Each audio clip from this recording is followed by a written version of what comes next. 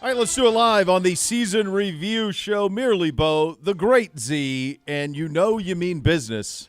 Right out of the gates, you go to the voice of the Cleveland Browns, the great Jim Donovan, joining the program. He joins us on the Twisted Tea Hard Iced Tea Hotline, official sponsor of your Cleveland Browns. Keep it twisted, Cleveland. Before we can review the Browns, we must review how things are going with the Ponies. Yes. Pretty temperate off-season for the winter for the Ponies. I mean, they're able to get into the grass. We haven't had that much snow, Mr. Donovan. No, we haven't. And you say that to a guy that spent about $1,500 on a brand new snow blower, and I look at it every day, and it's beautiful, and I look forward to at some point using it. The Ponies are great. The barn is peaceful. Everybody's having a good time. It's a little chilly today, so blankets are on. But the afternoon looks like a very, very peaceful one for them. That is fantastic. This season was anything but. I knew we were doing this show, and I was thinking about trying to put this season into perspective. It is unique unto itself this season. There's like several seasons within the season, Jim. I know all of the things that you went through and your part in all of the season, and you think of all the highs that came with that and the lows. How do you, when you try to look back on it, what comes to mind first? Well, it was, you're right. Personally, it just had a lot of ups, and it had some real downs, and you had to get through those, and it was something that I really had to get set straight in my mind, and my great wife, Cheryl, really helped me through it, and it was kind of a horse riding thing. She had a horse that was a little bit skitsy when she'd take the horse out on trail, and she would always just say to the horse, hey, listen, let's just get to the next tree. We're not thinking about how far we're going to go. We just need to get to the next tree. And when you get there, you go to the next tree. And she said to me very early on when I was pretty bummed out about what my personal situation was and how I was going to miss so much time, she kept saying, you just have to get really to the next tree. And that's what I had to do. And so I had the most unbelievable experience when I was able to come back from all of this and get back into the booth with Nathan and Gerard and the Pittsburgh Steelers game and to smash the guitar and get the reception that I got from the fans. It's something that I will never forget. And I know, Nathan, everybody was pretty bummed out on that plane coming home from Houston after that tough day against the Texans in the playoffs. Sure. But there was a side to me that took a deep breath and said, wow, in some ways I was able to pull this off as best I could. So in that way, it's a season I'll never forget. Yeah, it was magical, and it's funny. We were going through some of the best games of the year, and I thought the Pittsburgh game should be right at the top for the reasons that you just mentioned, because it was such an emotional day, and it was such a symbolic return for you. You have a rookie quarterback. You go and you get a game-winning field goal from Dustin Hopkins, and it was just – I thought that was such a special day. It's certainly one I'll never forget. And you're right. You know, we got to call a playoff game together, and that was special. And I know how long it had been since you were in person for a playoff game. And so to be able to go through everything that you did when you gave that sign-off week one, to come back in Pittsburgh and then, you know, come back full-time right there at the end for this magical run with Joe Flacco and then into the playoffs. Yeah, it's a crazy year. It's funny even talking about it now. It is. All of the different memories and moments that, while it didn't end the way we wanted, and I know for you it was not just 4.5 months of pure joy, because there were a lot of struggles and a lot of fight from you, but from a Browns fan's perspective, I mean, you had really a great fun run that had almost 3 seasons within a season. It was just – it's kind of hard to even fathom that really happened, even though it just wrapped up, over a month ago. Yeah, it really was. And, I remember opening day, and I knew what I had to do at the end of the broadcast on opening day, but I remember the body of that game on opening day. Yeah. And the other thing that made me so sad is that I realized this was going to be a really special team. It was going to be a special season with the way they played that day against the Bengals, and to watch that defense play at an incredible level of performance and aggressiveness and talent. I said to myself, wow, this is going to be a very special season that this town is really going to enjoy. And it was so topped off by that magical Thursday night against the Jets when they made the playoffs, where everything just fell into place, and the electricity, I can still feel it even talking about it. I mean, that was what I always dreamed of when the Browns came back in 1999, and it took a long time to happen, but boy, I'll tell you what, when it did, it was something I will always cherish being there. I'm still smiling just listening to you talk about it and thinking about that Thursday night. That's it. It's over. The great call. It was awesome. Help us, because you called all of the games in which Joe Flacco stuck it to the Browns, to then coming back, and all of a sudden Joe Flacco can do no wrong. We go on this unbelievable win streak. He sets NFL records. He sets Browns records. Is that one of those things that you think, was I dreaming when you think back at that Joe Flacco was the guy who came in and was the savior for the Cleveland Browns at quarterback? Oh, absolutely. I will say this. You're right. I mean, he just really owned us through the years. But I always marveled at the way he threw the ball. Yeah. And so when he was finally doing it in our colors, it was really great. But I always really loved watching him throw the ball because it was effortless. It's a pretty thing to watch. When you get a quarterback that can really, as they say, spin the ball, I mean, it's really precious to watch. So in particular, Nathan and Bo, that day against the Chicago Bears, where it looked pretty bad, the Browns were struggling. He was struggling. Yeah. He was throwing picks that day, and they're down 10, and there wasn't a lot of wiggle room, let's face it, in the playoff chase for them to lose, and especially to drop a game at home.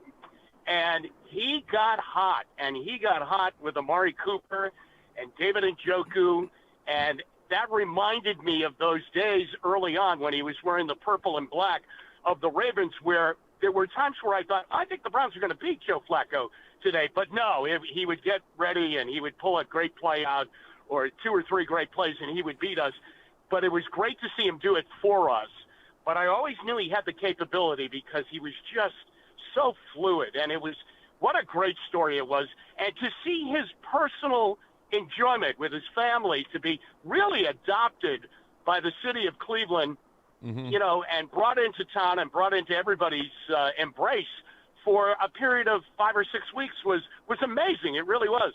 Yeah, and I think that's the thing that makes when you think about how unique that you'll never see another season like this for about a billion reasons. But Jim, the other part of it is there's kind of 3 segments of this season. I mean, there is the start of the season. There's the catastrophic injuries to Conklin and Chubb, and then Watson goes down with injury, and then when's he coming back? Well, he comes back, but then he wasn't ready, and then he's out longer. Then he has this incredible game here where he finishes 14-14, and you go, well, you're off, and then he's lost for the season. And Nathan and I said that day that he and I did the show when he was lost for the season, we presided over a funeral. Yeah. Like it really felt that way. And then you had like these spot starts with Walker and DTR, and then you get the Flacco magic at the end.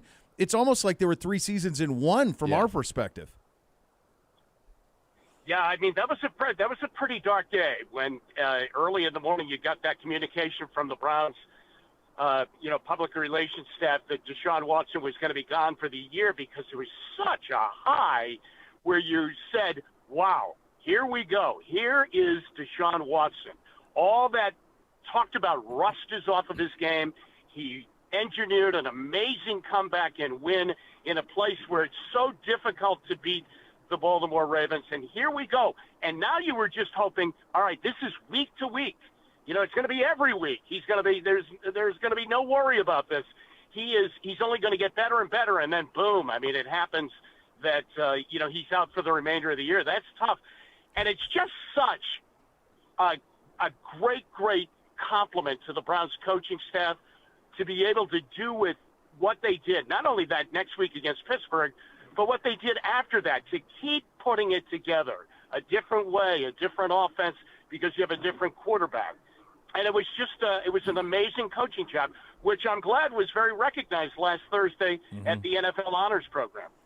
Guys, I think if you were to ask somebody when you think the Deshaun Watson injury happened, my guess is most people would say October.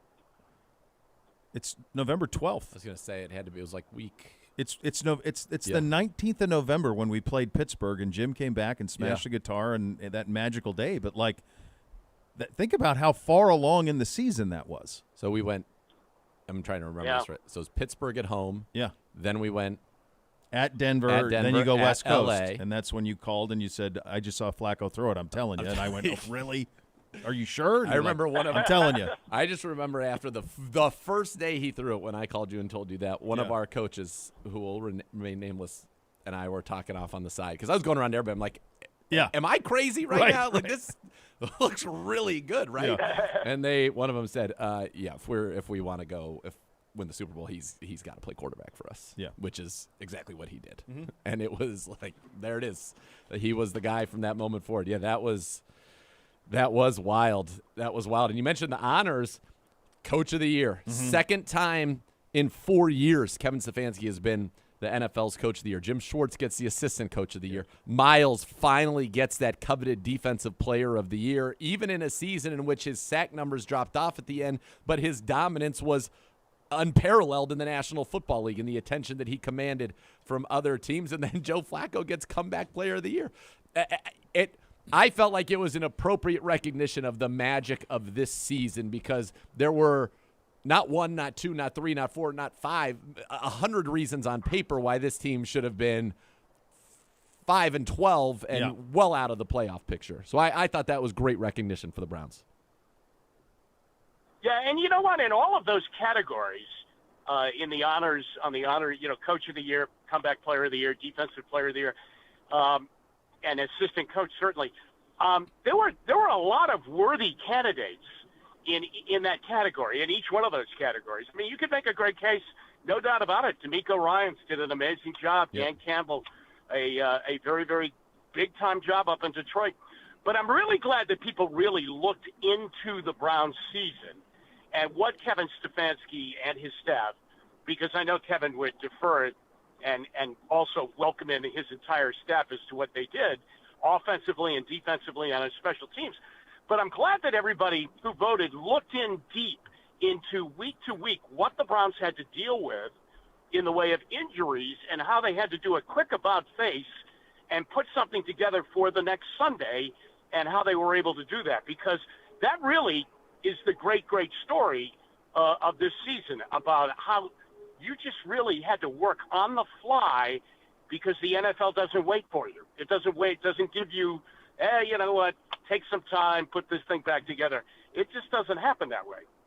No, it does not. It doesn't. And I think there was some real nuance to understanding everything that happened with this season. It pleased us a great deal that it was properly recognized. There's so much chaos around it. We talked about the uniqueness of the injuries in the quarterback, but the one constant, Jim, was the defense.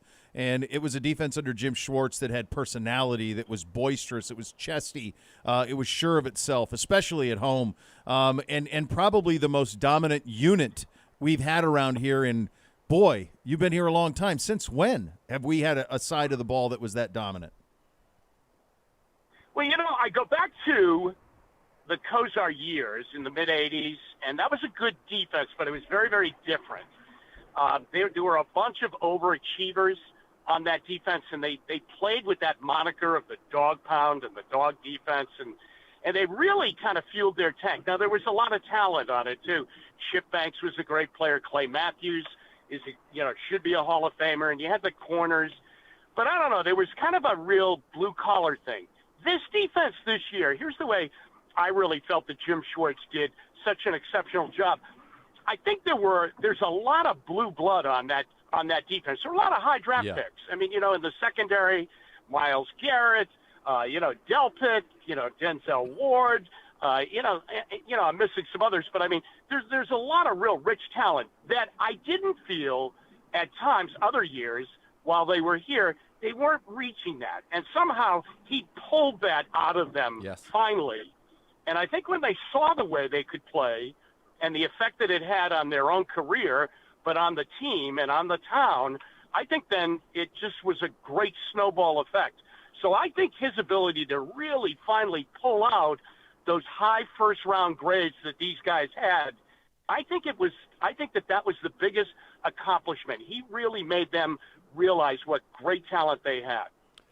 I think that's right, and I think that whether it was Jim Schwartz empowering players or whether it was the coaches who had been and for the large part very consistent, but it felt like we saw schematically or inspirationally a perfect situation that allowed some of our young players to really flourish. Jeremiah Owusu-Koramoah became a star before our very eyes this year, and I think is, in the conversation now as one of the best off-ball linebackers in the National Football League after what he put out there. MJ Emerson, I thought, became a star. Grant Delpit really became a star and was rewarded with a big contract this season. Alex Wright had 4 sacks, I think, in the last 5 or 6 games in really elevating his. So we saw young guys that were drafted by this organization, I thought, take big leaps this year. And JOK, obviously, right at the top of the list, and I know as a Golden Domer, he's a guy that you've liked for a long time. What did you think about those young guys being able to ascend as well? Oh, I just thought that I wasn't at Greenbrier like you were, and but when I saw them finally come out on the field, and it was the opening day against Cincinnati, and I know it was raining, and I know Joe Burrow was far less than 100% physically because of that calf problem. Right. But, Nathan, there was no way Cincinnati was going to score that day. No. I mean, there was just no way they were going to score. The Browns defense was at such a high level and all over them and penetrating into the backfield and smothering wide receivers, and they have talented ones, that was such an incredible look that I just said to myself, I've never seen the Browns play defense like this. So, I mean, it was great watching them back in the 80s, and they were fun, and they had a lot of characters. But this was even more. This was great talent, and it just seemed to really spill off on, even as you mentioned, the younger players. I mean, you see the kid Cam Mitchell comes in. Yeah. He plays very well. I mean, everybody wanted to be a part of it. Nobody wanted to be a reason why it didn't play well. But I noticed it right off the bat on that opening day when they played the Bengals, and it continued. It sure did, and as we spent our last couple of minutes with you, sir, we're reminded of the last time we made the playoffs, and the only thing that was missing was all of you. That we had it full circle. We had all of you, and you were standing over it, calling it, and it gets us all emotional even in the moment. It was emotional, obviously, then. I can't imagine what it was like for you, but you had long told so many of us, because so many of us don't have a point of reference of what this city is like when this team is rolling. Yeah. And we finally got it. Oh, yeah. We got it, and you were able to preside over it, which I think made it all the more special. When you think back to that night, what comes to mind? Well, the whole day was pretty incredible. I mean, it's hard waiting for night games. Mm-hmm. It really is, because you're off your schedule. I mean, you're ready for the 1 o'clock game. You get up, you come down, you're down to the stadium by 10 o'clock or 10:15, and but night games are very different. So the wait was really it was driving me crazy. I mean, I kept saying, maybe I should get in the car and get down there right now. Well, what do you mean? It's 12:15. I mean, you don't need to be down there. But I wanted to feel the city. And even when you drove down, you're in your car, and you could feel it. That's what, I tell stories like you said about what it was like back in those days. It was back. And I was wondering if it would, when it did come back, hoping it would it feel the same? And it was even a little bit more, because there was a whole new generation of Browns fans that had never tasted it but wanted to be a part of it. So to have it out in the streets and then bring it into the stadium, it was just, it was like a symphony of sound. It was just unbelievable. And to be able to be a voice track on it along with Nathan and Gerard, that's why you do it. You just hope for it, and you hope for even more. I mean, the playoffs are very sudden. Yeah. There's if you get in and if you go out, it's very quick. You can't say we'll get them next week if you have a tough day. But I go back to that Thursday night and say, this is the beginning of hopefully an annual rite that we are in, part of the postseason. But hopefully we never take it for granted, because it's so great, and it's such the real essence of Cleveland being a great football town. It just pours out of everybody when it really happens. And I'm glad it happened. I'm glad everybody who never got a chance to feel it felt it that night. Boy, did they. I went out after amazing. that night into the city, and it was absolutely on fire. And, Jim, I just want to reiterate what a great privilege and pleasure it was to be able to be with you on that night, how special it was, because you know this, and I know you felt it when you came back against Pittsburgh. You mean so much to this city, to this region, to anybody around the world who loves the Cleveland Browns. They love you. And I can't tell you, even today, everywhere I go, how's Jim? How's Jim? Yep. Praying for Jim, thinking about Jim. People love you. And I think that this season would not have been, regardless of what happened on the field, wouldn't have been as special without you being able to have your comeback and your triumph as well, and to be the voice to it. So it really was just, I get emotional thinking about it, but it was incredible. It really was, and it was, I have to thank you so much, especially on that day when I came back, because, Bo, when I came back up into the booth after smashing the guitar, I had no air in my lungs, and Nathan is doing the play-by-play and doing a very nice job of it, and I'm like trying to get some air in my lungs, and Jason Gibbs goes, "Go ahead, hop right in there," and I'm going, I don't have any air in my lungs. I can't say DTR and get it out because it was just it was such an incredible day. But I have to tell you, we have a great family up in that radio booth. It is family, and it's so much fun being with everybody. And God, I was just so happy to be a part of it. However many times I could be up this year in the booth and calling the games, it was such a fight to get up there, but it was really worth the fight. Well, we love you, buddy, Yes, and we thank you love so you. much for your time, and we'll talk to you again soon, my friend. Have a great day, guys. Always great talking to you.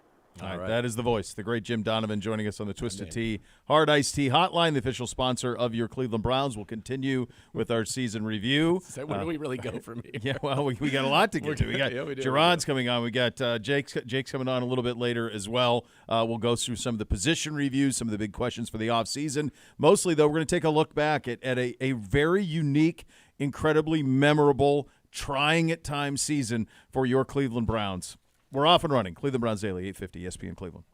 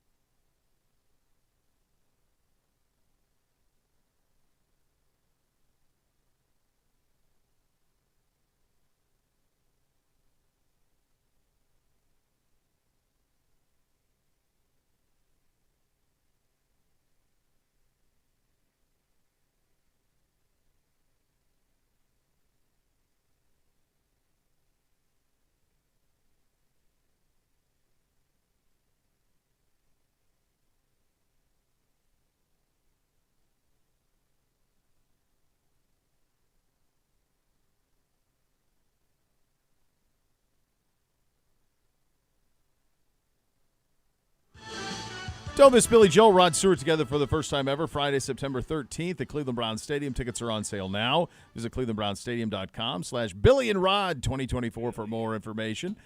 And Rod. The Billy Joel, Billy Rod and Stewart Rod together for one night only. As we continue here on the season review show, let's do the offense. And the defense is that's a very simple conversation when you have the defensive conversation. The offensive conversation it's wildly different. As I alluded to in the conversation we had with Jim, I think most people, and even in my own mind's eye, the Watson injury to me happens in October, but it doesn't. The first one happens before that, then he's out, and then he comes back, and it's actually November 12th. It's the 19th is the Pittsburgh game, so it's the Sunday before Thanksgiving that you play Pittsburgh here. That's how late into this thing week went. 10. Yeah, so you had 9 weeks of the start of the season, the injury hanging over him, the start and stop, back on the injury, and then eventually back, and then electric play in the second half and the win at Baltimore. And then in between that, you have DTR and PJ winning games that are otherwise you would say impossible to win, and yet they made these incredible plays when they needed to win those games. In the span of 6 weeks, you beat the number 1 seed in the NFC with P.J. Walker. You beat the number 1 seed in the AFC with Deshaun Watson. And then you beat the Pittsburgh Steelers with a rookie, DTR. Yeah. In the span of 6 weeks that happened. It really is wild. I mean, Deshaun really only played 5 games. He played against the Bengals, the Steelers, the Titans. The Colts game, he started, but he didn't really play. Yeah, one series. And then he played against the Cardinals and the Ravens. So we were 5-1 in the games he started, 4-1 in the games that he really played. Mm-hmm. And yeah, you saw the good news about it is, on one hand, you could say the last 3 games he played, the Titans game, the Cardinals game, and the Ravens game, he was electric for at least one half in all 3 of those games. Mm-hmm. And obviously the one against the Ravens is the most important, clearly. But it's kind of unfathomable. I mean, at that point, when we beat the Steelers, Joe Flacco's not even on the radar. I mean, maybe he was on a list in an office back there. Sure. Okay, in case of emergency, break glass, and we call Joe Flacco. But he still wasn't even on the radar. It wasn't until DTR gets hurt, and when he started actually playing pretty well against Denver. I have a lot of confidence in DTR. I feel good about DTR, and I think the changes on the staff are going to be excellent for DTR. Yeah. But wild. No, and so then you have the injury to DTR, and then you have Flacco, who comes in, and I've told the story before. Like you're an excitable. I love you. Your glass is always more than half full, 3/4 full, overwhelming with joy and abundance of it. And sometimes people will hold that against you. God knows why. And I remember you calling me from UCLA, and we talked. It was before a show, and you said, "Dude, Flacco looks ridiculous." And I said, "Come on, Nate. It's not off-season Nate time. It's not that. Dr. Z, what are you talking about? How is it possible? He's 38. Like, what are we talking about?" You're like, "I'm telling you." And then he did. And the crazy thing with Flacco, and this is what I think makes this season, it just like sits in a time capsule all unto itself, because you'll just never have all of these events coincide again. There will be very little, if next to no carryover to next season offensively. No, none. I mean, it will look nothing the same. I mean, there'll be some. Yeah, but I mean, who knows what's going to happen with Nick, and there's going to be changes at receiver. Obviously, there could be changes on the offensive line. Who knows? But just from the standpoint of with Flacco, like, is Chief a Pro Bowler if Flacco doesn't come in? I don't know. Is Amari a Pro Bowler if Flacco doesn't come in? I don't know. He provided – I mean, those 300-yard games, we didn't have any point of reference for that. He played 5 games. He threw for 1,616 yards. See? 13 touchdowns, 8 picks. Yeah. But, yeah, he certainly – I mean, I can just go into the game logs on for those guys. For Chief, for example, who is a Pro Bowler, as you point out, finished with 81, 882, and 6 touchdowns. All career highs, and certainly so deserving. I mean, we didn't even talk about the open. I mean, the guy burned his body and played against the Ravens without facial skin. That's correct, with a mask. Yeah. Without facial skin. Do you know how sensitive that is? You're wearing a helmet and being hit. I can't even wrap my head around it, how much it would hurt. Forged in the flames, he was incredible. But for him on a game log, if you kind of look at what he did, and you're exactly right, obviously, when Flacco comes in, Flacco threw the ball basically to two people. Here, you do Chief. I'm going to pull up on mine. All right. So, and he had some nice games. He was having a good stretch with Seattle on. He goes 477 and a touchdown Seattle, 4 for 26 and a touchdown with Deshaun, 6 for 58 against the Ravens, 7 for 56. Denver was 6 for 59. The first Flacco game, 2 for 17. The final 4 Flacco games, 6 for 91 and 2 touchdowns against the Jags, 10 for 104 and a touchdown against the Bears, 6 for 44 and a touchdown against Houston, and 6 for 134 against the Jets. And then he had 7 for 93 in the playoff game. So, yes, obviously Flacco was a big part of what happened there. 200-yard games. Yeah, the Amari targets, it's not quite as overwhelming, or the Amari production. The targets are crazy. In the last three games of the season, Jacksonville, Chicago, and the Houston. Remember, he didn't play against the Jets. He did not play against the Jets. It was 14 targets, 8 targets, 15 targets. In those 3 games. It's 7 for 77, 4 for 109, and 11 for 265. Yeah. In those games, and yeah, it was so there.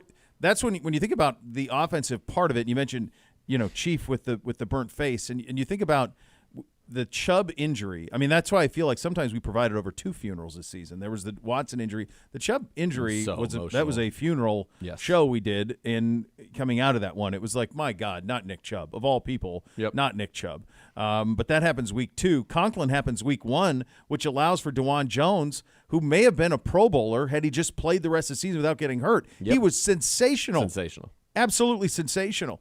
And so that's the thing that it's hard for me to put this into a season-long perspective because it felt like there were many seasons within the season. Yeah, and offensively especially. Defensively, it was pretty constant. Because it was crazy. It was a crazy, crazy season. That's the answer. It was a completely nuts season for the Cleveland Browns. And it's the things that they overcame are really incredible. And I think that's why it was so special, because sometimes when you get the emotion of the high, and then you're like so low, like we're out of it, it's over, and then no, it's not over. We're back. Yep. That's almost takes you to a new level. It's like a stock chart. It's like you're here. We think, oh, this is great. Oh, now we're sad. No, now we're going higher, a new high. So it is pretty wild when you think about everything that happened there. The quarterback position, and to your point, this offense I think is going to look very different than it did a year ago. And I think that what the tip has been with Ken Dorsey, Tommy Rees, who I think is going to be a little bit more than just a tight end coach, even though he's so young, but coming from being the OC under Saban in Alabama, the offense that they ran, some of those college concepts, and they had a quarterback who was quite mobile for my limited knowledge of college football. No, he was. Yeah, Milroe was great. You're going to get an offense that I think is very much catered to him, and I think it's an offense that will be very much catered also to DTR, who I thought played significantly better after he was not prepared to play against the Ravens that first time. It was almost it was malfeasance, unfair situation. Not that there were any other options. It's just everybody was caught off guard. Yep. But I thought, he leads you on a game-winning drive against Pittsburgh, and then his last, I think, 3 possessions in Denver, or his last 2 possessions for sure, were scoring drives, where he made some big-time throws, moved the ball down the field, got some touchdown. So I think that he, with another year, a little bit more I like where DTR is, because I think Joe Flacco, who, I mean, you had like a bromance with him immediately. Like, he just was such a great guy. He was living a dream. I mean, it was as much for us as Browns fans and that fun and the ride of it. It was magical for him, for his family, for his children. They didn't have to go on an iPad anymore and get on the floor and be like, look, I used to be pretty good at this game. Okay, kids? Yep. He showed them. And this city completely embraced him. I would love him to come back. I think he's going to get an opportunity to go somewhere where he can maybe start a season as a bridge quarterback. To me, New England makes all the sense in the world for him now. Well, I think there's several. I mean, I think smart people, if there were smart people in Chicago, it would make sense to Sure. go for him for a year until Caleb Williams is ready. Sure. I think Washington would make a lot of sense, and New England would make a lot of sense. All of those places for a year, and then get the young guy underneath ready. I think there's incredible value from that if you have somebody like Flacco who has his worldly experience ahead of him. It's not going to work in a place like Tennessee where they had Tannehill who had no interest in being shown the door. Right. But if you have somebody like Joe who will be nurturing and helpful and all of those things all the while playing at a high level, like him on Chicago, they might be a playoff team if that's the way that they end up going. And you would obviously see incredible immediate improvement in New England if it were there. Tennessee actually, when you say it out loud, to me kind of struck me as he wouldn't be able to start. So if he's looking to start week 1, he wouldn't. But what Levis kind of possesses is in some ways, I think he's a little bit better of an athlete than maybe Flacco was with his legs. Maybe, yeah. You're talking about a pocket, strong-armed, big quarterback. Yes. And I think Flacco probably would be in because he plays the game. Tannehill and Levis play the game very differently. They do. Flacco and Levis probably play pretty similarly, so he might actually have more value there. Callahan obviously would know him from his time here, so that would be another one that actually might make some sense. I think it would be great if he came back as a backup. I just think that I don't know that I see that happening because for two reasons. Number one, finances, and I think he will have suitors, so you're going to be in a situation where you've got to bid against somebody else. And two, the reality of the National Football League is, yes, having a good backup can allow moments like we just experienced last year, but it doesn't change the ultimate goal. The final 8 teams in the NFL playoffs this year, all of them had their quarterbacks play every single game with the exception of C.J. Stroud, who missed 2 games with a concussion. Other than that, they all played every game. Yeah. The Super Bowl, played every game. Final Four, every game. Like, if your quarterback goes down, that's it in this league. That's it. Yeah. That's it. And it's for us going forward to put a ribbon on the topic, and it's going to come back to quarterback again. This will now be another off season of we know the changes have been made on the offensive staff, how Deshaun takes to that, how the shoulder heals. But then the other part of it is Deshaun Watson needs to play a full season. Yes. And we can't have him getting hurt. No. So you have got to find a way to get him to play a full season because it's been 4 years now by the time you get to next year since he's played a full season of football. Yes. That's a long time, brother. So it's not just schematically making sure that everyone's put in the best position to succeed. It's also health-wise. No, because that's the whole thing. And that's, by the way, they're dealing with the same thing down in Cincinnati with Burrow, where he's missed 2 seasons, the end of 2 seasons with catastrophic injury. So you've got to have people upright and healthy. And so as much as it's got to look right on the field and he's got to be put in the right position to succeed schematically, he's also got to stay healthy. Yeah, from 2018 through 2022, because he's only allowed to play 6 games in 22, he played in that stretch all but 1 game. So 31, 40, 53 out of 54 possible games. This year, obviously, he played 6 out of 17. He played 7 his rookie year when he suffered the ACL. So, yeah, you've got to get him back to where he's on the field the whole time. And if you do that, I think, obviously, you're going to have a lot of success anyway with him. I did see he posted, though, that he's, believe it or not, at UCLA on those very football fields where we saw Joe Flacco getting work in. He said back to work. I know when I talked to him, he's coming along. Everything's coming along ahead of schedule, feeling great. It's such a freak thing. We got to avoid freak things. You got to stay healthy because that's it. That is, in the NFL, the margin for error is already so small. When you don't have that guy that is really the centerpiece of everything you're doing, you can have magic like we did. But what we did was, why it was magical is because it was improbable. Yeah. And you cannot count on improbable things to happen with great regularity or frequency. You know what else? There's a cement ceiling on that. Well, there was, certainly. As good as it was. It was awesome, but there was always a ceiling. Yes. You were never beating the kid in Kansas City. That was never going to happen. So that's the reality of that. I still can't believe, and I know that Gibbe told us the story how Andy Reid sent that letter to Pierce, what's the name of the coach? Antonio Pierce. Yeah. I just can't believe that team that just went into Buffalo, and I realize you're taking it lightly, but at some point you think they just flipped a switch. Like, they didn't complete a pass after the first quarter, and they smoked the Chiefs. Yep. In Kansas City. Yep. Bah humbug. Yeah. 15. Well, look at them now. Yeah, look at them now. We'll rapid fire the season coming up next. You're listening to Cleveland Browns Daily on 850 ESPN Cleveland.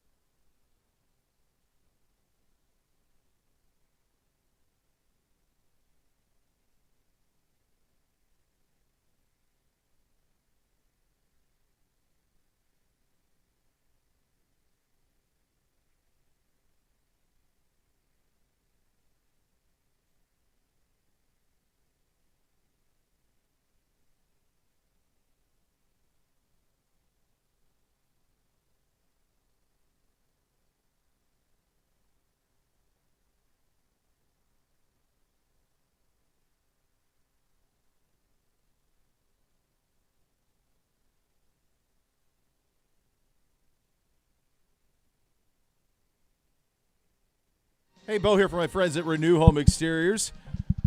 They're the best in the business. They're introducing new Ascend composite clad siding featuring a beautiful deep grain look, 20 available colors on that. Keep that just installed look for a lifetime with this low maintenance siding. Plus, with Renew's price match guarantee, you can be sure you're going to receive the best price for your exterior project even after you buy it. Renew Home Exteriors, superior products and superior service. Visit renewestimate.com for more on that. Time for a little Browns rapid fires. We continue our look at the season in review. Hello, Gibby. Gentlemen, away we go. Your favorite moment from the 2023 Cleveland Browns football season. Zagura, I'll start with you. It's tough. You may only pick one. I don't know that I can. Can we do one personal one and one for the team? Thank you. Go. Personal was Jim smashing the guitar, all of us boo-hooing in the booth, and then him coming up. And it's funny that he told that story just then about being out of air because I remember, and maybe that was when he was standing behind me, I remember doing a couple of plays. He walked in, grabbed the headset, I was like, all right, let's here we go. And then and away And he that was went. it. And he was like right back on it, calling it perfectly. So that would probably be the personal one. The team one is just the entirety of that Thursday night. From the moment that I woke up that morning to the time that I went to bed at 3 a.m, that whole night was just awesome. Yep. Yeah, that's the clear team one. Although I will, and I've told this before, like that was it Christmas Eve in Houston? Yep. That was so Yes. cool because you could feel like families around the area watching that, and Amari breaking that record. Everybody wanted him back in. We all love Amari, and like to have him back in and then to break it, it was just such a cool thing. But the correct answer is the Jets. The personal one for me is Pittsburgh. I mean, Yes, the boys 100%. were at that game. We had a 2-year reunion with Bootsy and Chomps, which was waiting. That brought a tear to my eye. Like when Bootsy saw him, that was unbelievable. And then Bootsy going, here we go, or Steelers suck, screaming in the stands. Like, and then we won. And the boys got to experience that. We were a row behind T.J. Watt's wife. Like, it was crazy. So that was the personal one for me. That was the one that was pretty good. What was yours, Gibby? I mean, the Steeler moment is amazing. Thursday night was cool. I mean, the home opener, the season opener. Yeah. That we don't win, by the way. We don't win season openers. We don't really have a good track record since 1999. 2 in a row, bro. That's all we do. Stacking them, baby. But like, you were like, none of us really knew what it was going to look like because no one had played until the Chiefs game. Yeah. It was dominant. And it just the weather was all of a sudden the weather's bad and it's one cloud over the entire state of Ohio Right. and it happens to be over the stadium. Just over the stadium.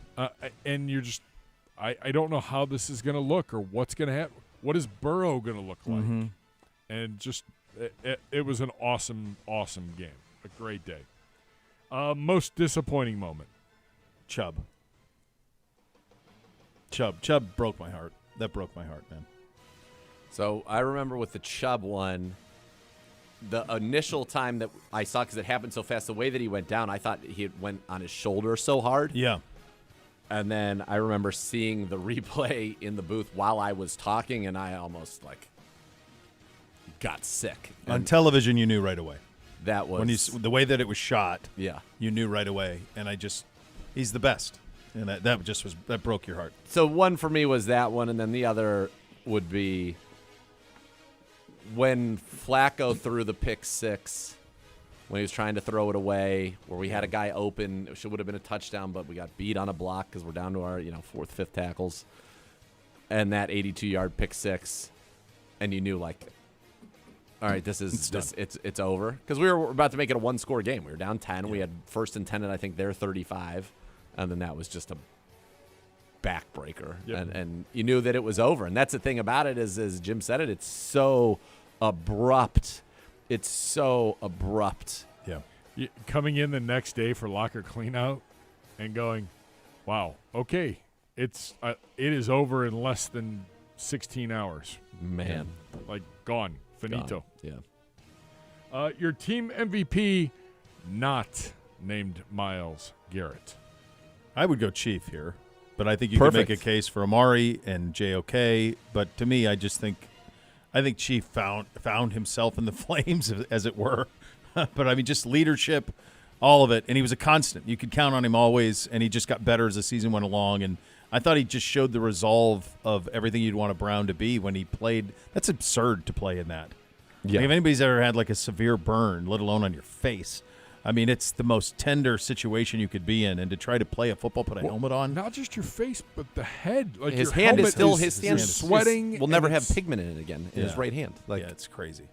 I mean, and he caught passes that game with those hands. Yes, It's in the just- National Football League. I love him. I love the man that he has become. I love the player that he's become. Like, I have a great affection and admiration for him. And he would be. I was gonna. If it wasn't him, there are 4 people that came to my mind immediately. Chief, actually 5. Chief, Amari, you mentioned. JOK, whom you mentioned. Joe Flacco has to get some consideration. And Dustin Hopkins, I think. It's true. has to I get mean, he wasn't there at the end, which some- sucks It's because terrible. And Yeah. he got hurt on a one bad play that cost us him and a Bajorquez for a game. But I'm gonna go JOK because 101 tackles led the team, 20 tackles for loss led the team, and was the most of anybody who was not an edge rusher in the league. And I think he was 3rd in the league. Max Crosby and Daniil Hunter, I believe, were 1-2. 3.5 sacks, 2 interceptions, 6 passes defensed, and a forced fumble. And he grew up as well. Just talking to him, it was very much his maturation. They're very different personalities, but his maturation and seeing him become a man and a leader is very similar to Chief, who you pointed out. Just an incredible year. He was really, really spectacular. All right, I would ask you your most improved player in 2023, but I think you just named both of them as your team MVPs, not named Myles Garrett. I think it's JOK for me would have been the answer to this one because there were times in the previous year where he felt like he was lost a little bit. Well, he's found. Yeah. Z just went over the stats. He would be my choice on this. So I think, he certainly won. MJ Emerson, although he just didn't have the ball production his rookie year, certainly was great, I think, even as a rookie. I'm going to go with one that I think might be a surprise to you guys. Alex Wright. Alex Wright finished this season, would you had 5 sacks? 4 in his Certainly last came on late. 4 in his last 4 games. Chicago, Houston, Jets, and then 1 against Cincinnati as well. Alex Wright is a guy, and he started playing more towards the end of the year.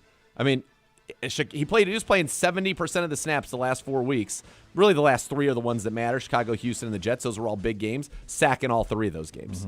He made a huge play. And he had a tackle for a loss.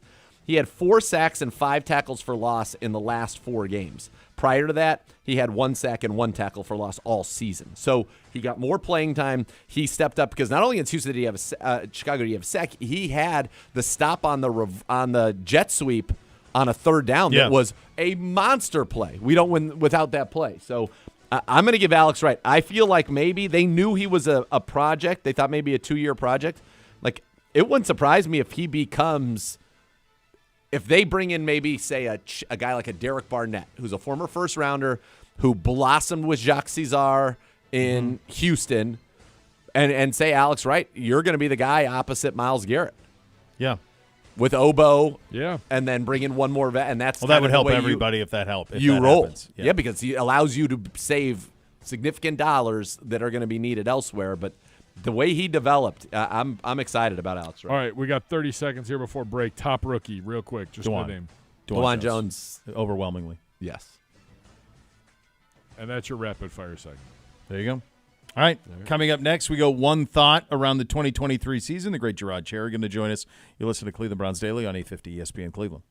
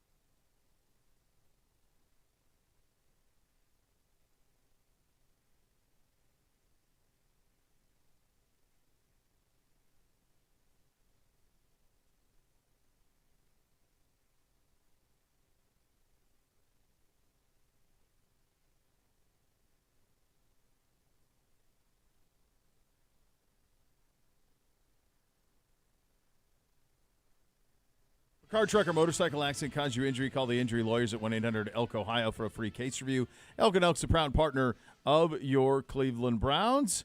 As we head out on the Twisted Tea, Hard Iced Tea Hotline, official sponsor of your Cleveland Browns. On this special year in review show, we are joined by the Sideline reporter on your Browns radio network, analyst, of course, 3-time Super Bowl champ Gerard Cherry joins us here. Gerard, good talking to you, buddy. We're just before we get into one thought on a lot of these guys who played this year. When you look back on the 2023 season for the Cleveland Browns, how do you put it into perspective? Great question, Bo. And it's really, for me, one, seeing guys overcome the obstacles and odds that came their way, and just the way it ended was just frank lackluster. I didn't love the ending whatsoever, but the season itself was a great one. You saw just guys showing what it means to have merit, showing what it means to have heart, showing what camaraderie and being a great teammate looks like, and such an unfitting end for such a really, really promising, great season. Yeah, it was. It was sad and it was very abrupt. But you're right. It was a great season. Just to ask you real quick, what was your favorite moment from the season? Whether personal, give us a personal, and then also from on the field. Favorite moment from a personal standpoint, I would go with the night that we were at the restaurant in Houston. That was an incredible good time. It was a good time. I love it. We got 11 wins. We got all these great Give it. No, I like it. That was smart. The butter cake. Yeah, Gerard was very happy. Some nice cocktails. Good. You said personal. Yeah, no, for sure. By the way, Gibbe, sad Drew missed it, isn't it? It's Yellowstone. Was sad. Well, I'm sure it paid off very big for him, though. No, I don't think so. In the long run. Zero No, return on the actually, zero ROI. No return? Zero. Oh, sad. Who saw that coming? And I'm going to tell him. I'm like, you missed out. That was Gerard's favorite moment. It really was. All right, on the field, Gerard. On the field, it was a combination of things. I would actually say on the field, it was the night we clinched. The electricity in the air, home, Jets, the crowd was just ruckus, and it was just what you would imagine it would be like in the atmosphere in which you have a very successful football team. That was an incredible sense of feeling, just having guys run around the stadium and celebrate that moment and the tension that was just in the air. And once we did it, it was like, wow, you mean to tell me we went through 4 quarterbacks, gone through all these injuries, and we are actually on our way to the playoffs. This should not be occurring. We should be in the same state as the Jets or the Bengals right now, and that was not the case. So just a sense of feeling of happiness and the joyfulness of what was taking place, and you could literally just feel it through your bones as it was going on. So that right there was my favorite memory on the field. Yeah, I like it. That's an easy one. I think that makes all the sense in the world, and that's one that all the old heads around here have been telling us all about, right? Yeah. Well, wait till you see what happens when you get to feel it, because the last time we didn't. It was No, it was COVID, and COVID. you didn't get a chance to experience the way the way you did of something taking over the city. By the way, I'm Yeah. going to put this out there for the hopes of a reverse jinx. Yeah. Do you see how many similarities there are to the start of this year versus the start of 2020? Chiefs beat the Niners in the Super Bowl. Oh, my Same gosh. 2 candidates running in an election year. A little Oh, bit of you're chaos. right. And then last time that was followed by the world shutting down in the middle of March. So Oh, boy. I don't know that I needed that. I'm throwing out there as a reverse jinx. If You're we hoping talk reverse about it, jinx, and then we won't have to, then it won't. It's like in occur What again. About Bob? He's like, if I talk about it, then I don't have then it. then you don't have it. The fake heart attack. All right, time, fellas, for one thought. I'm going to give you a name, and then you guys give me one thought on the following names and positions as we look back on the 2023 season on this very special Browns Year in Review show. Let's start on the coaching staff, and Gerard, we'll start with you. Defensive coordinator Jim Schwartz. What's your one thought? Badassery. He brought swag and attitude to this defense, and it was so much needed. I second that. I like those. I was looking for a thought along those lines, and Gerard nailed it. Yeah. That was it. Yeah. Yeah, that was Badassery. badassery. That was it for sure. Z, I'll go to you with this one. You can go first on this one. The Chief, David Njoku.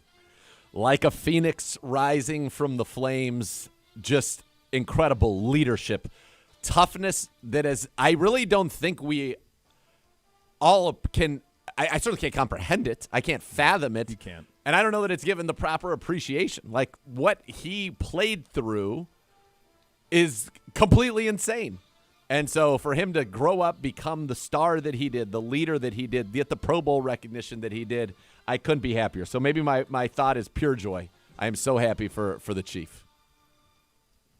And for me, it's the emotional leader of the football team.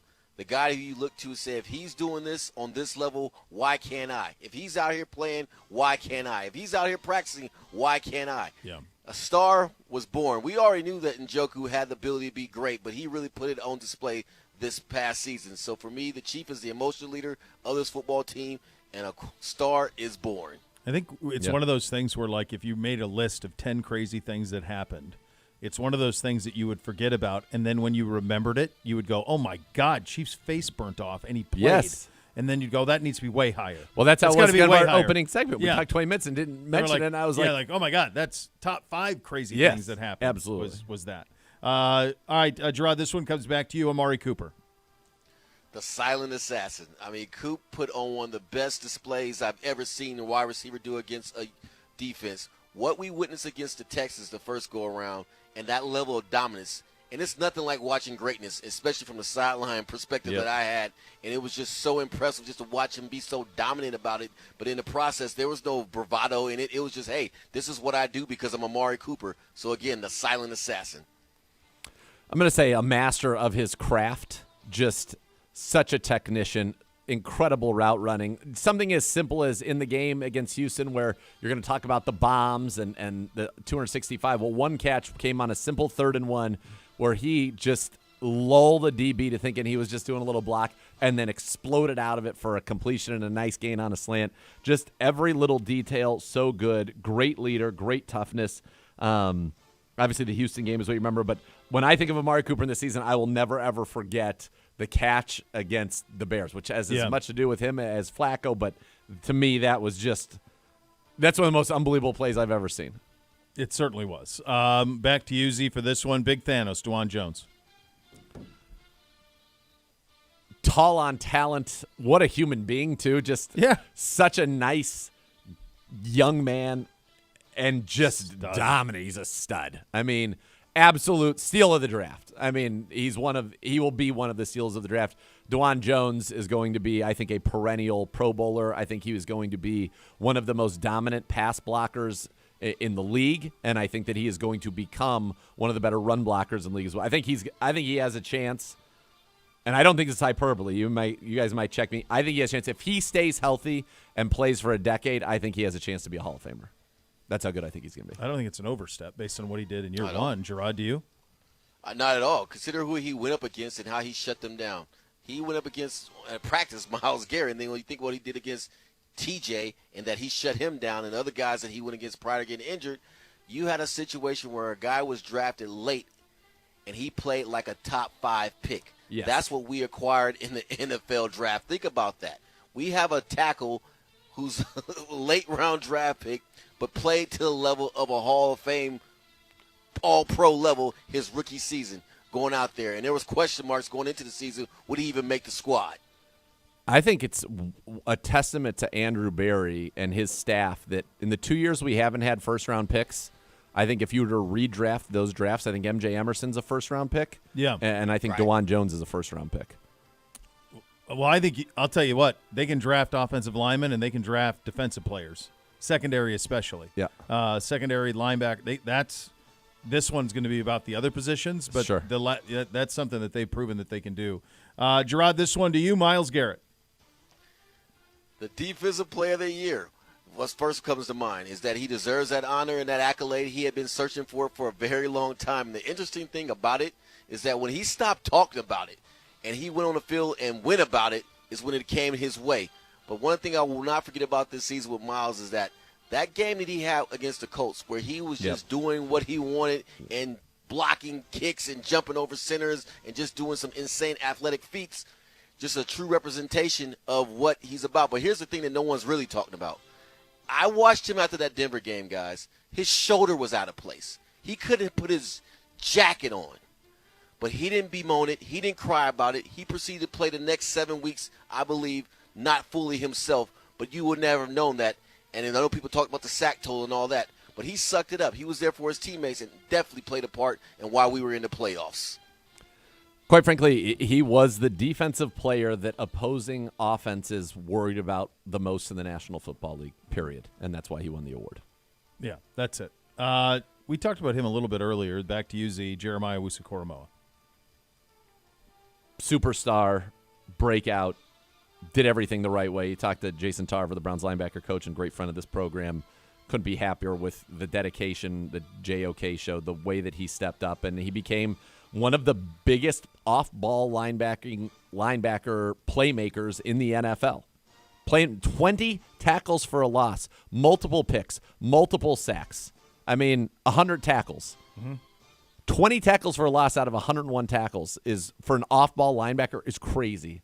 He's just such a player stud, and he's another one. If he can stay healthy, he's got an opportunity to be, I think, a great.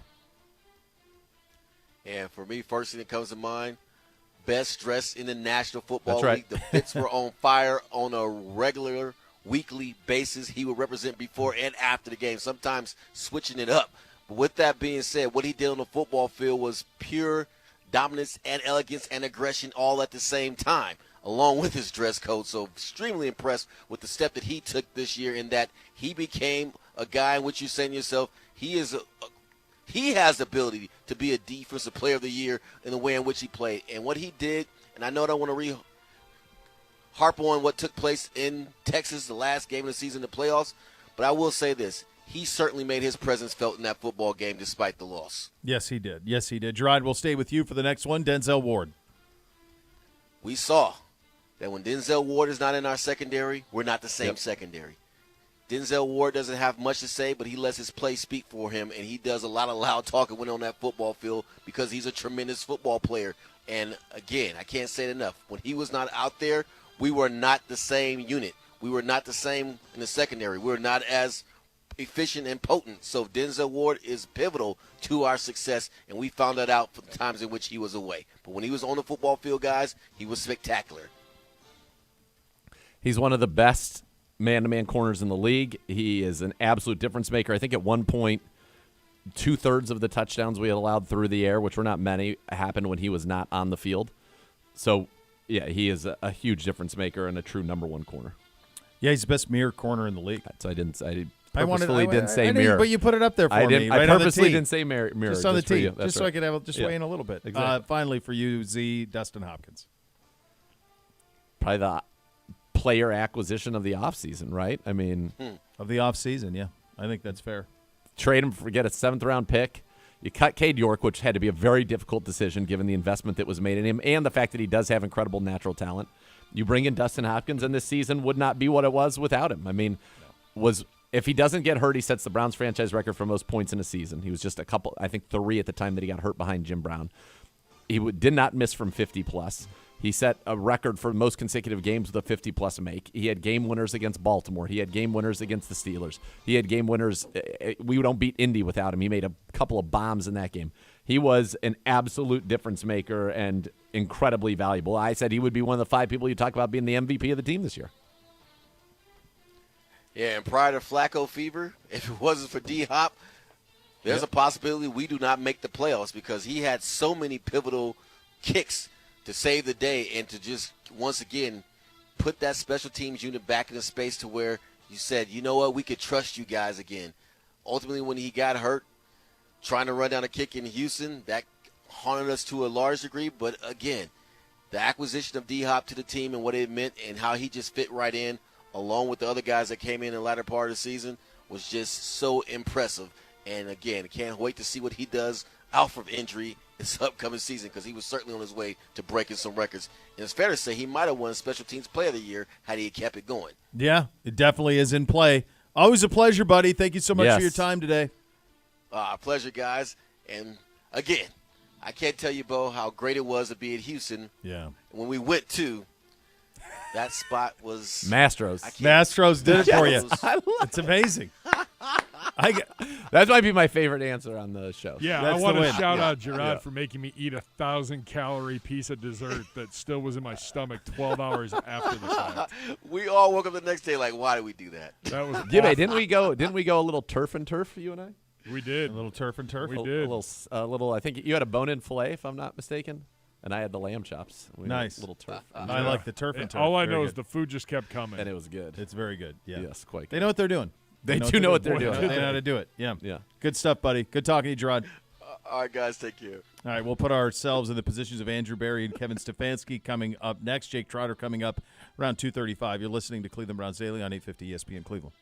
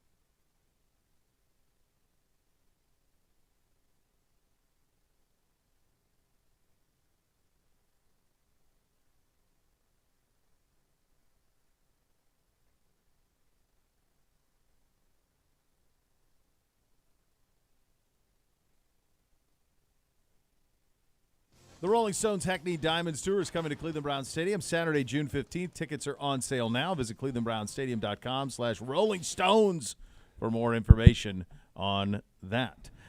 You know, we're a ways into this year in review show, and there was so much chaos and up and downs and peaks and valleys on the offense and even things that were outside of it. There was one constant, though, and it was this defense. And it started with the hire of Jim Schwartz. And it was – I like what Jim said in the first hour when he talked about this. These are blue blood players. What he meant by that is these are all guys drafted to be stars. Yep. But they hadn't quite – we'd seen flashes from all of them, and consistent flash, obviously, from Miles and Denzel when healthy. But we hadn't seen it all come together, and then it all did. Boy, did it. Yeah, this was a dominant defense, and it started with what do you have to do in the modern NFL? You got to be able to stop the pass. Mm-hmm.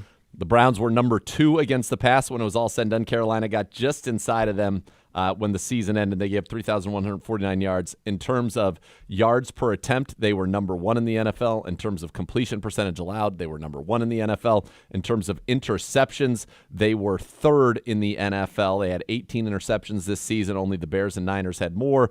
And then, of course, they were number 1 in quarterback rating allowed. So this was a defense that was elite in that regard. They did everything that they needed to do, it was all 3 levels. You had stars at all 3 levels, and we didn't even get to have Grant Delpit finish out the season, which was unfortunate. He played so well and earned himself a new contract, but this was a defense of great consequence. I mean, really, it was the best defense in the NFL. Period. You couldn't throw it on us. You really couldn't run the ball on us very well, and you were able to sack the quarterback, take the football away.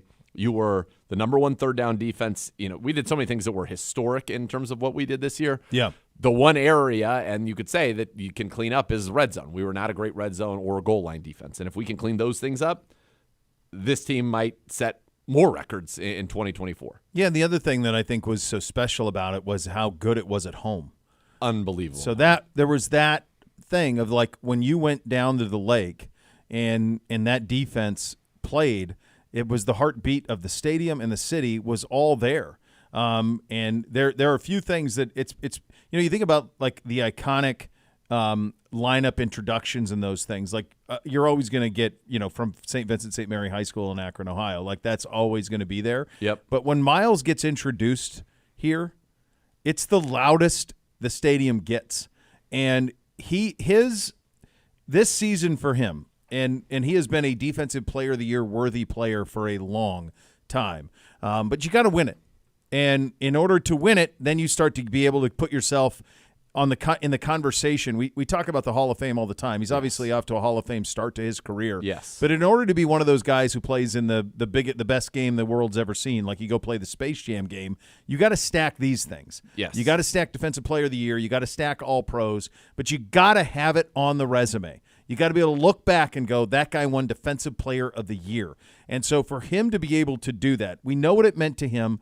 But it wasn't just on the field for Miles this year. It's the way he carried himself, buddy. He was out there chestier than we've ever seen him. I mean, the crossover. That was week 1. Week 1, jumping over centers to block field goals. Like, it just had it all. And to me, this was like, everyone has known who Myles Garrett has been for a long time, and now is just finally coming together in the biggest way possible. In part, and the other thing, like, he doesn't get the recognition if you don't win. Correct. He doesn't win Defensive Player of the Year if you don't go 11-6. He doesn't go win Defensive Player of the Year if your defense isn't ranked the way that it's ranked. You have to have those things too. Correct. It was. Yeah, he had it all. And yeah, he's on my team that's going to take down Peter King's team, even though I can't use any of his players. He's going to be getting after the quarterback on my team there. Yeah, when you're the best player on the number 1 overall defense, there's something very, very special about that. And again, I like that we got away from, I think 10 years ago, the sack swoon that he had at the end of the year would have cost him the award. Yeah. But people have gotten so much smarter about the game that it clearly didn't impact him because he won it. And he's been just incredible. Now, part of it is, and here's another thing, this is kind of inside the game, right, is that people don't realize, number one, not only is he getting double or triple teamed, teams average, because they are so afraid of him, we're always one of the top 1, 2, or 3 in terms of time to throw against. Yeah. Teams alter their complete DNA to get rid of the football because they can't hold it, because Myles Garrett will wreck those games. And so that's incredible. By the way, here's the Browns defense in 2023. You mentioned at home. 14 points a game, 215 yards a game, 32 sacks. Fewest points in the league allowed at home, obviously. Here's some of the things that they did. Total yards per game this year, which was the best since 2014 Seattle. Opponent 3-and-out percentage, 33.3, the best since the 2009 Jets. Opponent yards per drive. Teams averaged 20 yards per drive against the Browns. That's the best since the 2008 Pittsburgh Steelers. Opponent first downs per game, 14.9, the best since the 2009 New York Jets. So this was a historic thing. They also forced a 3-and-out, as I said, 33% of drives. That's a staggering percentage. And there's other parts of this too, because it is still a young part of its prime defense.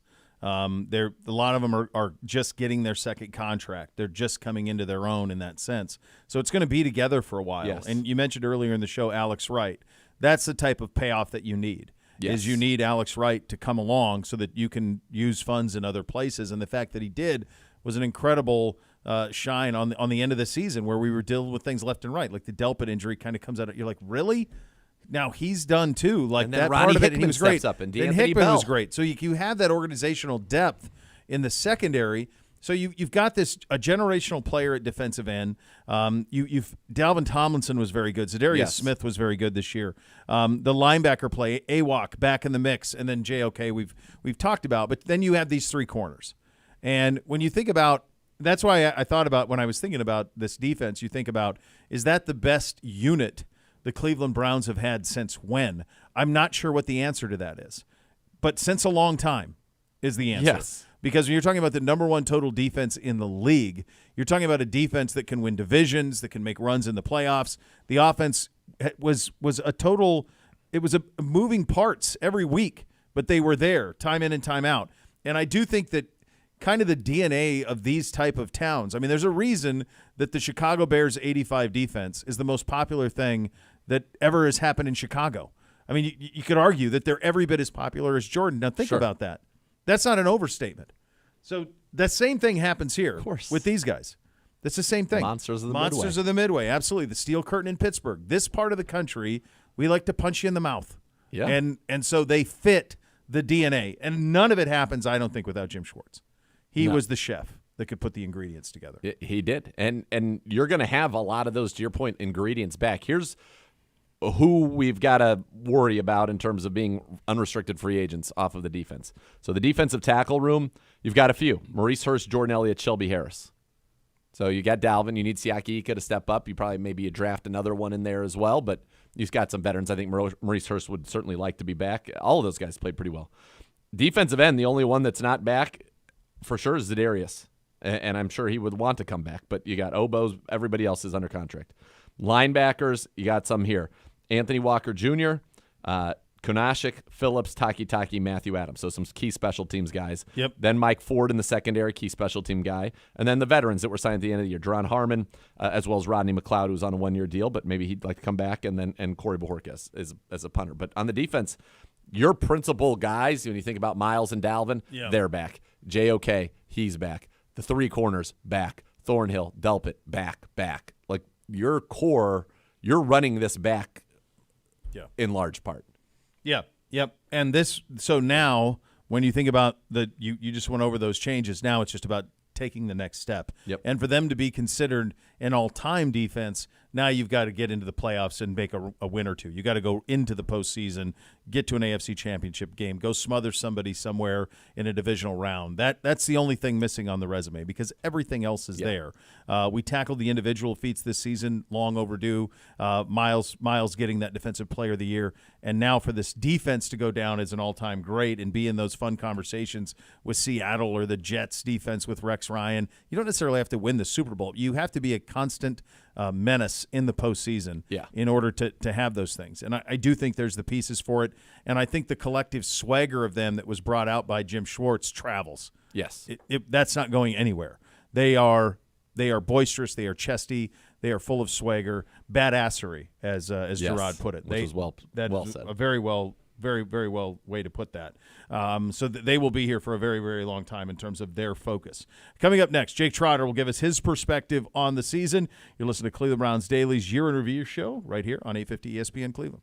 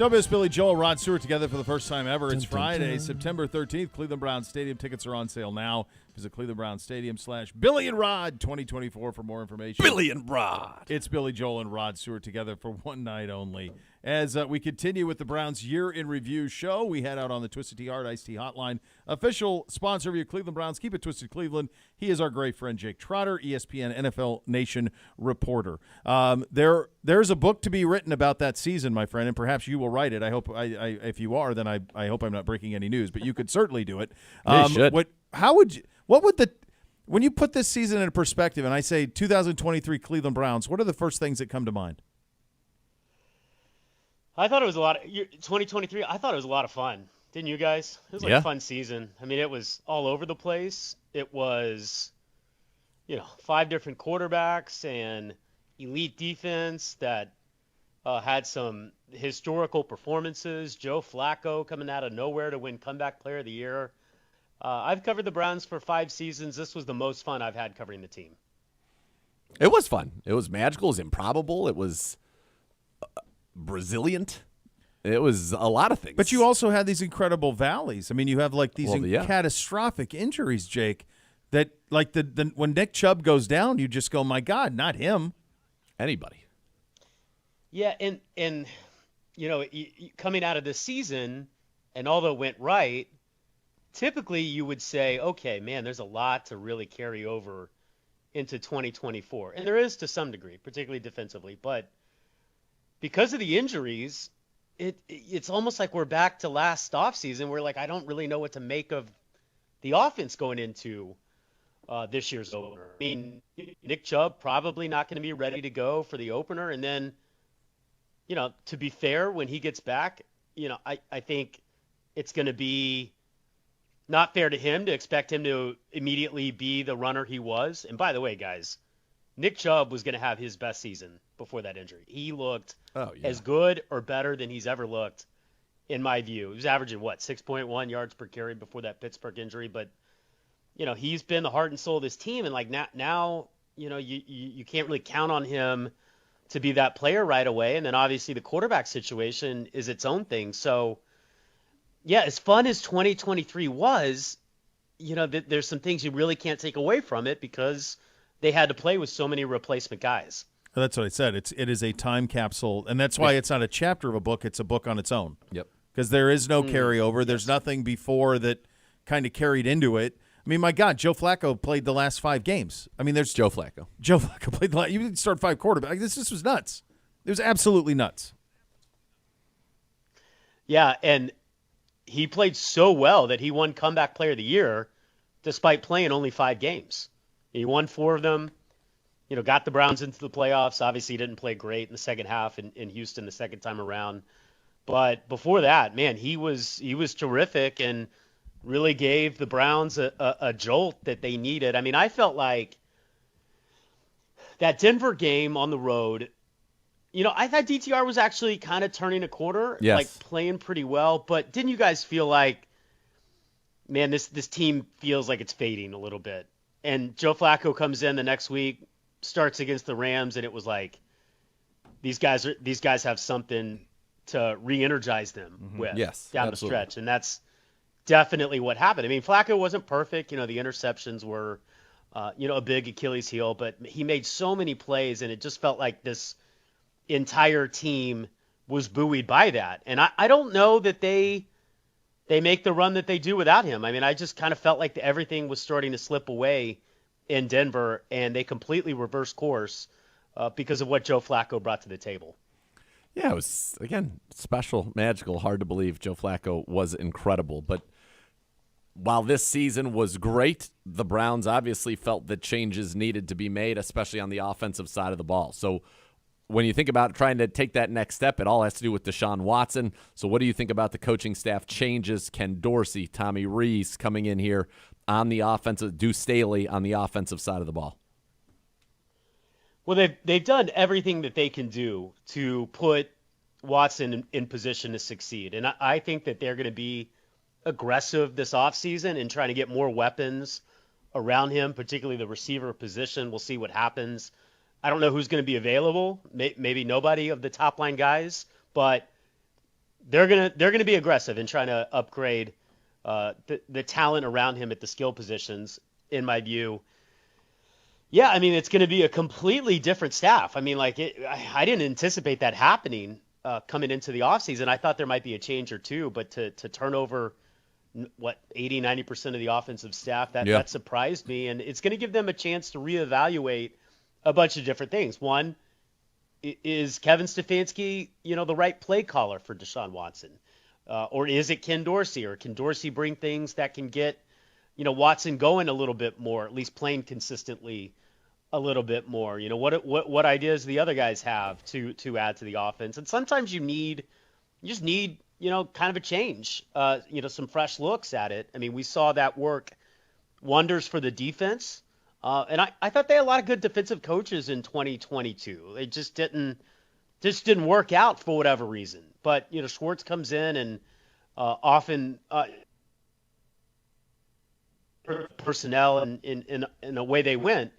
So we'll see if that happens offensively. I will say, I think you guys will probably agree, this is I feel like we said it last year, but it really is true now. This is a huge year for Watson. I mean, if this is going to happen, it's got to happen this year. And if it doesn't happen this year, then, with everything you've invested in this team, you're going to have to start looking at some contingency options. So it's not just that he's got to play well and play consistently well, even though the flashes have been there. He's got to be healthy. Like, they cannot go through another year where they get 8 games from him. But that would just be a total catastrophe for this trade. And so, he's got to protect himself. He can't try to take on safeties. And that's going to be a delicate balance because a lot of the plays he made, you remember that second half in Baltimore where he played the best half of his Browns tenure. He was 14 of 14, and that sticks out. But if you watch that game, he didn't really hurt Baltimore through the air as much as he did with his legs. He made so many plays with his legs. I think he threw for like 130, which is good, but there was like 4 or 5 first downs that he just manufactured by scrambling and making it happen. And so he's got to balance that with being healthy. And, he's going to be coming off arm surgery. So what does that look like in mini camp and training camp? It's going to be fascinating, but they've done everything that they can do. And if, he can play up to the level that he has played at before, there's no reason this team can't make a deep run into the playoffs next season. Well, yeah, and I think the other part of this is you just watched a 28-year-old in your conference win his 3rd Super Bowl, and you have a team that is primarily in its prime or the very beginning of its prime, and so the time to strike is now. I mean, that's it. Like we talked about this earlier, Jake. Like this was we agree with you. This was the most fun that we've ever had. Oh yeah. It's certainly that we've had being part of the Browns, but it was also something that had a concrete ceiling on it. Like it was going to stop at some point. This was never going to be a team that was going to make a run to the Super Bowl or anything like that. There was a ceiling that this team could be because of some of the limitations and because of some of the injuries. And so when you have this turnover, it's because you have to find a way to beat that wizard out of Kansas City. You got to find a way to first and foremost win your division and the dang near unanimous MVP out of Baltimore. So that's what this whole offseason's about. And yeah, that seems similar to the last couple off seasons, right? Yeah, and they're going to have to earn it this year. And I hate evaluating schedules in February because so much is going to change. And some of these teams are going to look worse. Some of these teams are going to look better. But, they got a break in the schedule. Like, it was pretty favorable. You got, basically hurt Joe Burrow and then no Joe Burrow, although that game didn't matter. You got a lot of backup quarterbacks you got to face this year. And next year you look at the schedule, and it is like it's got to be, Nathan, you tell me, like it's got to be on paper the best home schedule in terms of quality of quarterback that the Browns have definitely faced since '99 and maybe even, way before that. I mean, they've got, off the top of my head, tell me who I'm missing. You got Mahomes. Yep. You got Herbert. You got Dak. Obviously Burrow and Lamar. You've got Tua, I believe, and I feel like there's like somebody else that they have of consequence coming to town, and then you got to go play. Trevor Lawrence. You got to go play. Burrow and Lamar on the road again. Jalen Hurts is on the schedule. You're probably gonna have to play Drake May in that Washington game. I mean, it is Loaded. absolutely loaded. Like, if you don't have tickets for next year, this would be the year to have it. Because you're going to see, I don't know, 8 of the top 10 quarterbacks in the NFL in that stadium. Yeah, Crazy. And it's not just this year either, but you're right, this year and in 2025, the way that it lines up. I was talking about this with somebody last night. In 2025, the Browns' home schedule is wild in terms of the things that are already set. Oh, I'm going to pull that up. But, yeah, you are facing – this is not an easy schedule. 2025, you get at home, obviously, Baltimore, Cincinnati, and the Steelers. Then you get the Bills, the Dolphins, the Packers, the Vikings.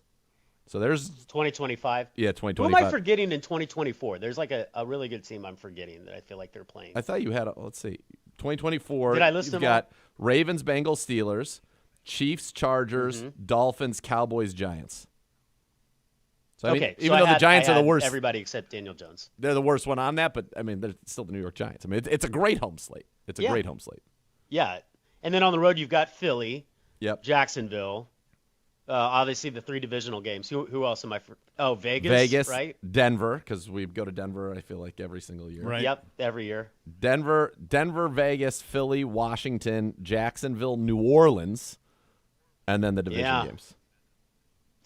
I Vegas and wonder. New Orleans I in wonder the what same Vegas season. is going to look like. Like that might be. Get your That milk might be a thistle team out. that looks better in July than they look right now. Which team? Vegas. I wonder if Vegas is going to look more intriguing today, depending on what they do at quarterback. But I feel like that's where Justin that's Fields not like is going to end a up. cakewalk team with Antonio Pierce. No, this is what happens. You play a good season, you have a good record, you play a tough schedule. Yeah. Because now you're matching up. Your matchups are much tougher than they had been in the past. You get the Dolphins, right, is a non-conference matchup game, and then the Jags. Yeah. Yeah. that would I be mean, you're not going to get, like there were a couple games this year where the Browns basically just had to show up and you felt like they were going to win. Yeah. Like that Arizona game. for sure. There's not a lot of that on the schedule this No. year and next year. So you're gonna have to earn it. But you know what? You're gonna have to beat all these teams anyway if you want to get to where you want to go. Yeah. I mean, look at Kansas City. They beat Miami, at Buffalo, at Baltimore, and the 49ers. I mean, they didn't get any break whatsoever. So, I mean, you're going to have to beat the best to be the best. Now, one thing we talked about the schedule, we talked about who we're playing. We haven't talked about where we're playing. And Peter King said he felt like it might be likely that the Browns are going to Brazil, which would be the game against the Philadelphia Eagles. What are you hearing on that? passports in order, Jake? Yeah, what can you tell us about this? I don't know anything, but I think it's here. The Browns are going overseas, it feels like this year. So it's either Brazil or London against Jacksonville, I'll take right? Brazil. Like you would think it'd be one of those two. They were supposed to go in 2020, play Jacksonville in London, and that game got nixed because of COVID. So the Browns are due for an international game, and yeah, I mean it feels like we already know they're going to be on the road the weekend of that concert, right? Yep. And by the way, I already have my tickets, so I'll he's be listening. there for There that. you go. Billy and Rod, Billy and Rod. 2024. Way to Yeah, go. without a Billy doubt, and it's Rod. gonna be a great concert. So they're going to be on the road, so that increases the chances even more that it could be that Brazil game. And I've never been to South America before. That would be a wild first game against a really interesting opponent and a chance to get off to a good start again. It would be wild. long And it means flight, you'd open Coach. up back-to-back on the road. So Yeah, Jake, you weeks- may have to go down. CBD and Rio. Z will Let's be go. down The there. game, where's the game again? Sao Sao Paulo. Paulo. Yeah. Yeah, that's right. Yeah, St. Paulo. Yeah. Rio would be a different scenario. CBD in Rio, that feels on brand. I don't know about Sao Paulo. I feel like CBD and Rio would have a different connotation. There's to no it. question it would mean a lot to everybody. Jake, great talking to you, buddy. We'll see you at the Combine. Oh, okay, see you guys. All right, that's Jake Trotter joining us there on the Twisted Tea Hotline. So much more to come on this special year in review edition of Cleveland Browns Daily on 850 ESPN Cleveland.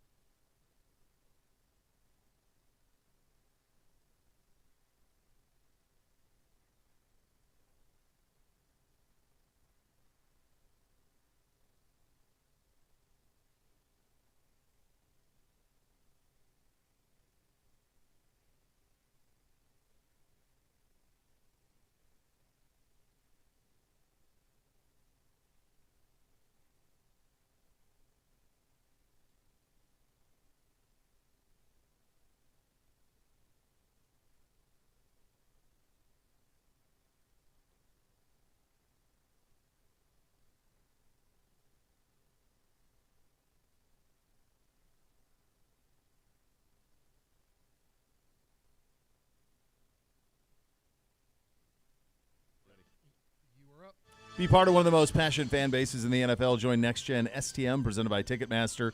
The official wait list of your Cleveland Browns. Being a Next Gen STM is the best chance to become a season ticket member in future seasons. Visit clevelandbrowns.com/nextgenstm to reserve your spot today. This was fun, looking back on a very, very fun season. Yeah, it was the most fun. And I think that was it brought so many people in this community together, and everybody just was having fun, and the Browns were fun, and the vibe, as Jimmy Bang Bang would say, was as good as it's ever been. Mm-hmm. You know, it was special, it was magical, and it also left you wanting more. Mm-hmm. And so that's what I think some of these moves we've already seen are about, and now we'll get into the combine and we'll get into free agency about shaping this roster to go after the Lombardi Trophy. That is the task at hand. The next level is coming up next. Thanks for listening, everybody. Cleveland Browns Daily, 850 ESPN Cleveland.